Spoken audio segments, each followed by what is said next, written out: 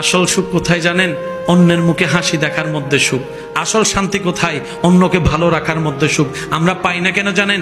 আমরা অন্যের মুখের হাসি কেড়ে নিজে হাসার চেষ্টা করি, অন্যকে আগুনে ফেলে নিজে এসির মধ্যে থাকার চেষ্টা করি, অন্যকে বেইজ্জতি করে নিজে ইজ্জতে থাকার স্বপ্ন দেখি।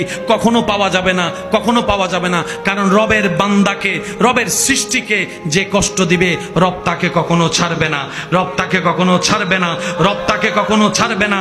রব্বুল আলামিন অতীত বর্তমান সব জানার পরও হাসরের বিচার রেখেছেন। তার অন্যতম একটা কারণ হচ্ছে এই দুনিয়াতে যারা টাকার কারণে বিচার পায় নাই, সম্পদের কারণে বিচার পায় নাই, পাওয়ার না থাকার কারণে বিচার পায় নাই, সম্পদের জুলুমের কারণে অত্যাচারিত হয়েছে, বিচার পায় নাই। আল্লাহ সবাইকে হাসরে নিয়ে বলবে, বান্দা দুনিয়াতে তো টাকার কাছে তোর ন্যায় বিচার হেরে গেছিল, শক্তির সামনে তোর ন্যায় বিচার হেরে গেছিল, জনপাওয়ার না থাকার কারণে তোর পক্ষে কেউ কথা বলে নাই।